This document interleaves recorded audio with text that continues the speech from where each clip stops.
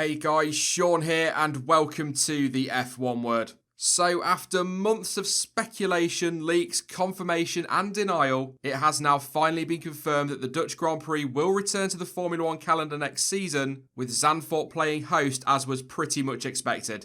Images were doing the rounds on social media last night showing banners and F1 branding around the circuit, and with a few press releases and at a press conference this morning, the news was finally made official. Chase Carey obviously gave us the usual PR quotes about keeping historical tracks a part of the sport, and also commented on the rise in popularity in Holland thanks to one Max Verstappen. And FIA President Jean Todt stated, "It is a circuit with a long and impressive history of competition, and it is a great challenge for drivers, and with the popularity of Max Verstappen, I'm sure there will be a huge number of fans in attendance. There is now a lot of preparation needed to bring the circuit up to the required safety standards to host a Formula 1 race, and we will work towards this together." And to that, the Dutch Grand Prix sporting director added, "The Zandvoort circuit is legendary and known worldwide, and we are delighted to see it host a round of the FIA Formula 1 World Championship once again. To meet the required standards of the FIA, the circuit and infrastructure will be modernised within a few areas, with the work completed well ahead of the race in 2020.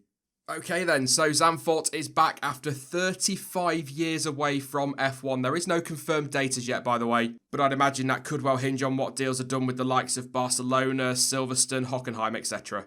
I mean, I know I've said this a few times over the last year or so, but from a business perspective, it was a no-brainer for Liberty to add a Dutch Grand Prix to the calendar. We see phenomenal numbers of the Orange Army at races like Austria and Belgium, so just imagine the numbers we'll see at Zandvoort. The footfall will be huge, and I'm sure the atmosphere will be absolutely incredible. From a racing perspective, though, I have got my reservations. Earlier this morning, I made a point of watching Max Verstappen's onboard lap of the circuit on the Red Bull YouTube channel, as well as last year's Euro F3 race. And that track is very narrow and overtaking looked really tough. Also, with there being a fair few fast-flowing corners, which don't get me wrong, look great, overtaking is not going to be easy. Especially as well when you consider that these cars, even with the 2019 changes, are finding it difficult to follow. If you look at Alex Albon following the Haas through turn 3 in Spain, Grosjean was able to keep it flat, whereas Albon, who was caught in the dirty air, had to back off. So that's going to be a struggle. The track does look fun though to drive, and turn 1 looks absolutely awesome. I hope they don't touch that at all. But are we as fans going to look at this race and say, yeah, okay, we didn't get much close racing or overtaking, but at least Lance Stroll had fun? I sincerely doubt it. As was alluded to in those quotes though, there is a lot of work to be done for the circuit to meet FIA standards, and during the press conference a number of improvements were listed. Now thank you by the way to Tristan over on Twitter for translating some of this press conference for me. I really need to learn some other language, I'm terrible. Having said that though, some of you might be thinking, well Sean, you're not exactly nailing English, so baby steps and all that. But anyway, back to the list. The start-finish line will be moved closer to the first corner to bring it in line with the grandstands and make the grid more visible. There is going to be some widening of the track to accommodate F1 cars, including on the exit of some corners. I won't even try and pronounce the corner names, but I will make sure they're on screen for you all now. The final corner will be banked to give more speed onto the straight, with it being described as Brazil-like, which gets me very excited. Yes, I know, incredibly sad. And there will be some new pit boxes added, very exciting, and they will be made deeper by 8 metres. There is no word at the moment about whether or not the gravel traps will be removed. All we've got at time of recording is what I was saying there about some corners being widened on exit.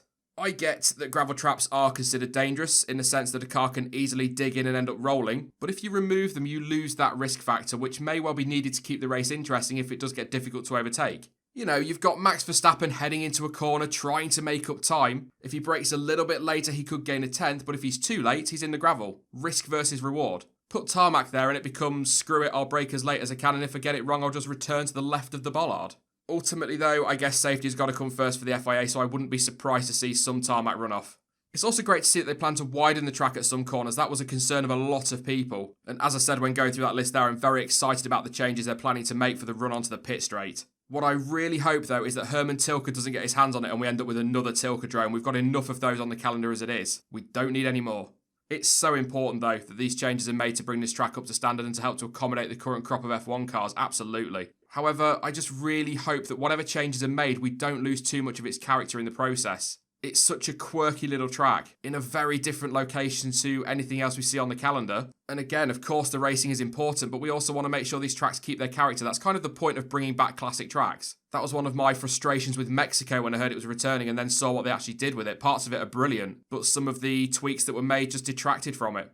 I'm a little bit conflicted on this. In my view, it feels more like a business decision rather than a racing one. But again, as I said at the start, it's a no-brainer for Liberty. And I am concerned that if, as is rumoured, it does replace Spain, we're just going to lose a track that's difficult to overtake on, and it's going to get replaced by a circuit that's potentially even more difficult to overtake on. But as I've already gone through, there are improvements and changes on the cards, so let's just wait and see what difference they make, if any of course, and give it a chance. It may well surprise, you never know. That is it then for this quick video, and in the comment section down below you can let me know your thoughts on today's announcement, and also please do feel free to let me know what other areas you think need to be improved at Zandvoort.